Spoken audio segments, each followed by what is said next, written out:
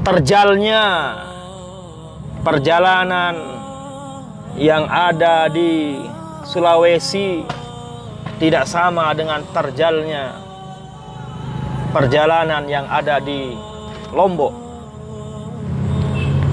Ajaibnya, ada salah satu perjalanan di bagian Sulawesi yang membutuhkan waktu 11 jam lebih. Akan tetapi karena karomah Ummuna Al-Mujahidah Al-Barrah An-Nasikah Hajjah Siti Raihanun Zainuddin Abdul Majid, beliau bisa tempuh dalam waktu yang sangat relatif singkat. Beliau menempuhnya hanya 2 jam 45 menit. Padahal normalnya jarak tersebut harus ditempuh dalam waktu 11 jam. Tapi ini adalah sebagai bukti bahwa Ummuna Al-Mujahidah Hajjah Siti Raihanun Zainuddin Abdul Majid sebagai pewaris NWDI, NBDI dan Nahdlatul Wathon, beliau tidak hanya mewarisi Nahdlatul Wathon, tapi mewarisi karomah-karomah dari pendiri Nahdlatul Wathon. Sebagai contohnya adalah apa yang sudah kami ceritakan tadi. Jarak tempuh yang sebenarnya yang normalnya akan ditempuh 11 jam, beliau bisa tempuh dalam waktu yang relatif singkat, hanya 2 jam 45 menit. Medan di sana, di bagian Sulawesi memang terjal, tapi tidak seterjal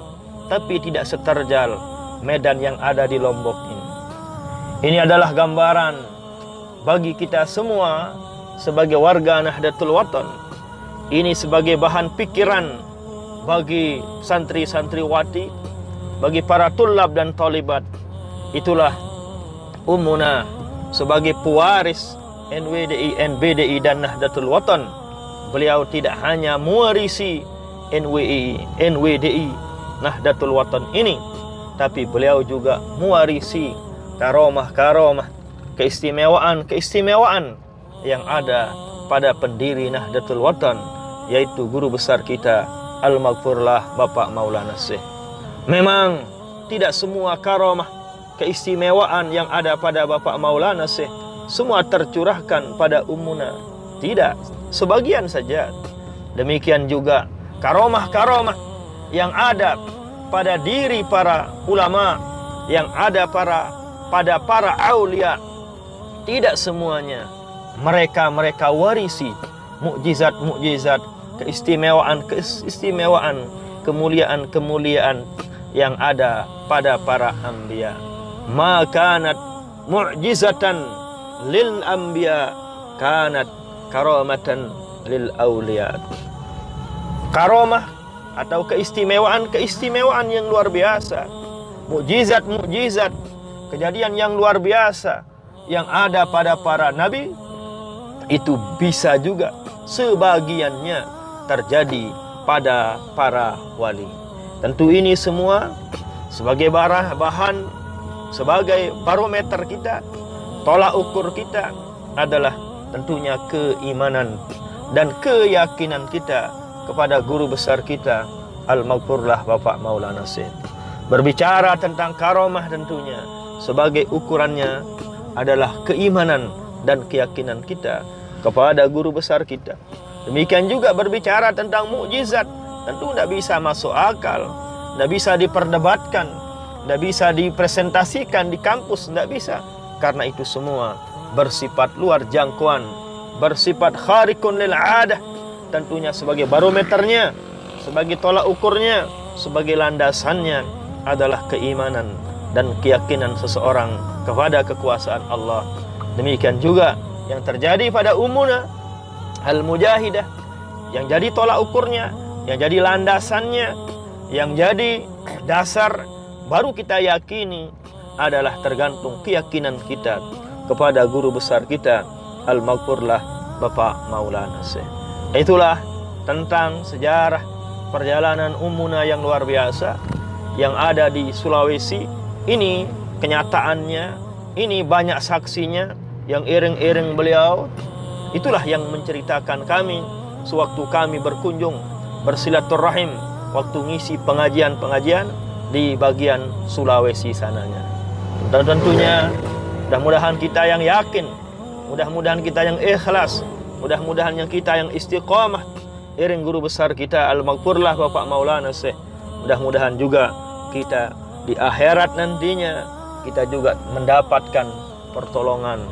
Kita dikenal oleh beliau, kita diakui oleh beliau sebagai muridnya, kita diakui sebagai warga Nahdlatul Watan, sehingga tatkala para ulama, tatkala Al-Maghfurlah Bapak Maulana Syekh diperintahkan oleh Rasul sallallahu alaihi wasallam untuk mengajak warganya ke surga, kita nantinya bisa diajak, bisa diselamatkan, bisa dibantu oleh Al-Maghfurlah guru besar kita. Ceritanya sudah masyhur, sering kami ceritakan, sering kami utarakan. Tapi ini adalah mumpung kami berada di tempat lokasi yang terjal, lokasi yang luar biasa seperti ini, menggambarkan tentang keagungan Allah Subhanahu wa Ta'ala. Ini aja apa yang kita saksikan ini tidak bisa masuk akal. Siapa yang menciptakan gunung ini? Siapa yang menciptakan yang ada di alam semesta ini? Tidak akan masuk akal. Demikian halnya juga dengan karamah, keistimewaan yang terjadi pada diri Ummuna, tentu akal tidak akan bisa menjelaskannya. Bayangkan waktu normal 11 jam beliau bisa tempuh dalam waktu yang relatif singkat, hanyalah 2 jam 45 menit. Yang menceritakan kami langsung adalah sopirnya sendiri. Karena pada waktu itu permintaan dari Ummuna ini, bisa tidak Pak sopir kita sampai ke tujuan jam 10? Beliau minta jam 7. Heranlah sopir ini. Apa yang sopir ini herankan? Ummuna ini seolah-olah tidak tahu perjalanan, jarak yang ditempuh 11 jam. Tapi kalau beliau hanya kayun, beliau hanya mau 3 jam, mana mungkin. Tapi bermodalkan enggih, bermodalkan insya Allah, alhamdulillah wa syukrulillah, keinginan, cita-cita beliau untuk sampai ke tujuan pengajian yang lain harus sampai jam 10 di sana. Justru alhamdulillah beliau sampai jam 10 kurang 15 menit. Bayangkan 2 jam 45 menit beliau tempuh. Itu memang biasa terjadi pada para wali-wali Allah. Tentu para wali-wali Allah punya peringkat masing-masing. Ada yang wali Allah dunia ini seolah-olah di genggamannya, mau ke Mekah, mau kemana saja dalam waktu yang sangat-sangat relatif singkat, hanya sekian menit bisa dia tempuh. Memang itulah yang namanya karamah.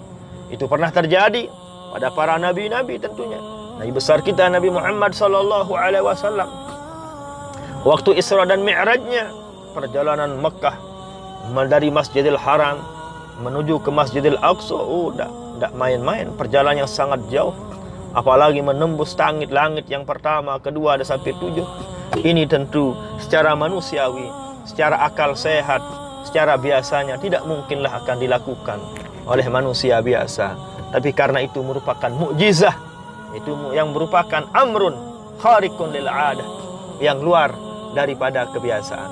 Biasanya orang tidak mampu menembus langit pertama maupun kedua, tapi karena itu mukjizah, mampu Rasul sallallahu alaihi wasallam menembusnya.